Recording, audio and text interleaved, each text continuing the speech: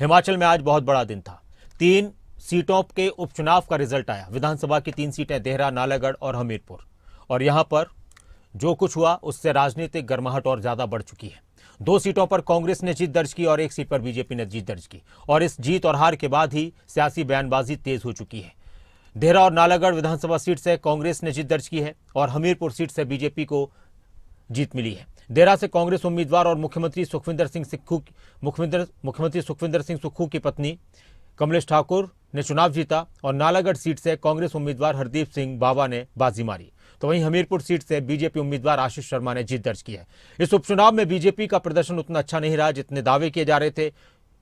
BJP के नेताओं का यह भी कहना है कि हम इस पर मंथन करेंगे, तो वहीं कांग्रेस के नेताओं का यह कहना है कि जनता ने बीजेपी को जवाब दिया है।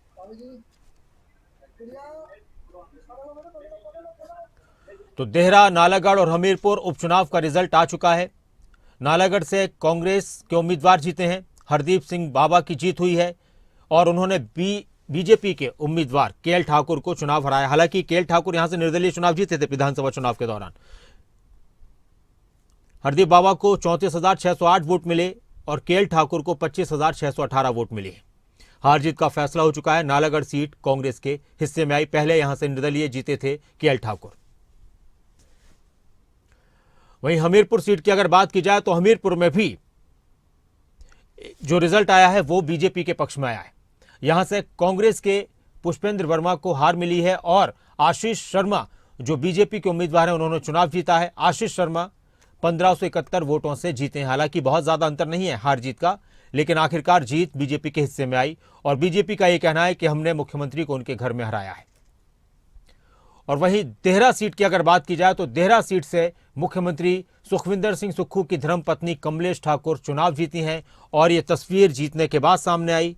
अपनी बेटियों के साथ हैं और चेहरे की मुस्कुराहट बता रही है कि ये जीत उनके लिए क्या मायने रखती है और मुख्यमंत्री के लिए क्या मायने रखती है, क्योंकि बड़ी सीट थी और मुख्यमंत्री की साख जाहिर सी बात है इस चुनाव में लगी हुई थी।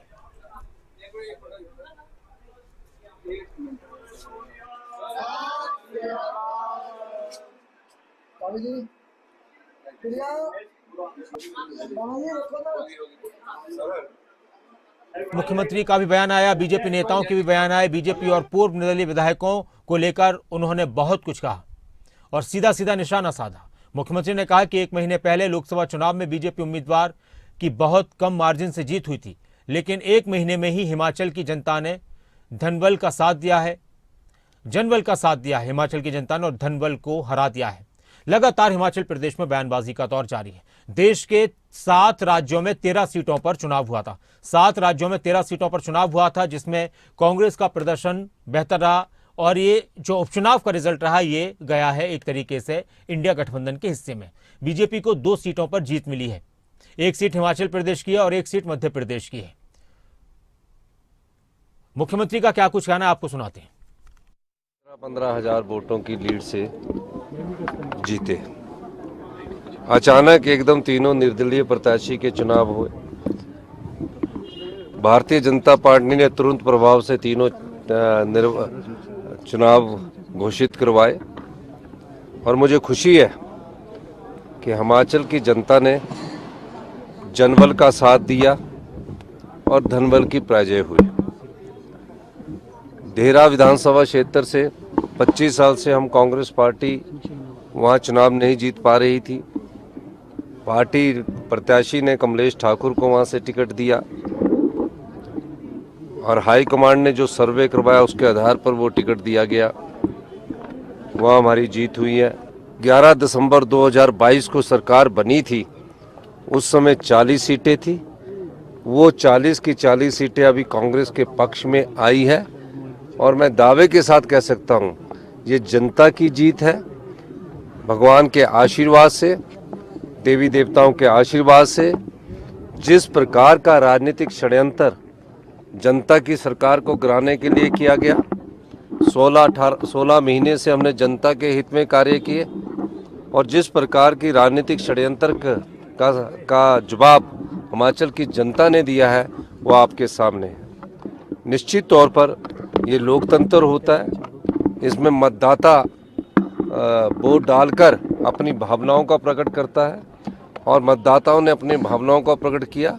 कुछ जगह एक विधानसभा क्षेत्र में कहीं ना कहीं रणनीति मतदाता ने वोट तो बहुत अधिक डाला है, बहुत कम वोटों से हम हमीरपुर में अभी पिछड़े हैं कि जिस प्रकार की राजनीति की शुरुआत भारतीय जनता पार्टी ने की थी, खरीदो।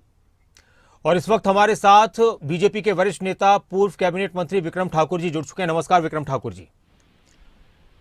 विक्रम ठाकुर जी नमस्कार, स्वागत है आपका खबर अभी तक पर।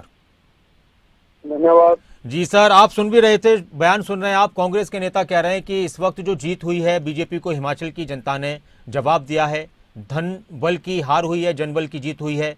किस तरह से देखते हैं हिमाचल के रिजल्ट को आप?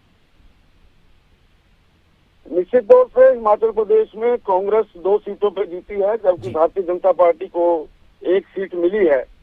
लेकिन जिस प्रकार से भाई साहब बोल रहे थे, जनबल का प्रयोग किसने किया है, सत्ता का दुरुपयोग किसने किया है जी, सत्ता के बल के ऊपर लड़ाई किसने लड़ी है। इसलिए आपने जब आप इस चुनाव का जो परिदृश्य देखेंगे जी, वो मैं तो देरा में था, मेरी ड्यूटी देरा में लगी थी। माननीय मुख्यमंत्री जी, उनका पूरे का पूरा मंत्रिमंडल, उनके पूरे के पूरे ऑफिसर्स सारे के सारे इसी काम में जुटे थे कि किसी न किसी तरीके से उनके धर्मपत्नी जी को यहाँ से एमएलए बना के भेजना है। वो अपने लक्ष्य में कामयाब रहे हैं, लेकिन जिस प्रकार से उन्होंने अपने लक्ष्य को साधा है वो निश्चित तौर से दुर्भाग्यपूर्ण है। अच्छा विक्रम ठाकुर जी, कांग्रेस को ये जीत, कांग्रेस का ये भी कहना है कि बीजेपी की जो कोशिश हो रही थी कि हमारी सरकार अल्पमत में या सरकार को गिराने की, अब वो कोशिशें शायद बीजेपी नहीं करे। कांग्रेस के नेता बार बार ये कह रहे हैं कि ऑपरेशन लोटस फेल हो गया। ऑपरेशन लोटस कहीं नहीं था। ये कांग्रेस की सोच है। इस प्रकार से कांग्रेस के जो विधायक हैं वो कांग्रेस की नीतियों के कारण से, माननीय मुख्यमंत्री जी के व्यवहार के कारण से दुखी होकर इस तरफ आए हैं। वो कोई ऑपरेशन लोटस का जो आप नाम लेते हैं, ऐसा कोई ऑपरेशन नहीं था जी। लेकिन कांग्रेस के जो बड़े नेता हैं, उन्होंने कांग्रेस के छोटे नेताओं के साथ जिस प्रकार का व्यवहार किया है, उसके कारण से लोग जो है कांग्रेस को छोड़कर आए। जी, एक और सवाल सर आपसे मेरा है कि हमीरपुर में आपको जीत मिली है, तो हमीरपुर की जीत क्या मायने रखती है बीजेपी के लिए और उसकी बड़ी वजह क्या रही? हमीरपुर की जीत माननीय मुख्यमंत्री जी की सच्ची हार है। माननीय मुख्यमंत्री जी अपने ही जिले के अंदर हार गए हैं, ये उनकी लोकप्रियता का पैमाना दर्शाता है। बहुत बहुत शुक्रिया विक्रम ठाकुर जी खबर अभी तक के साथ जुड़ने के लिए। पूर्व मंत्री बीजेपी के वरिष्ठ नेता विक्रम ठाकुर, जिन्होंने कहा कि मेरी खुद देहरा में ड्यूटी लगी हुई थी और जिस तरह से ये चुनाव प्रभावित किया गया। बीजेपी के नेता ये कह रहे हैं बार बार कि सरकारी तंत्र का पूरा उपयोग चुनाव में कांग्रेस ने किया था।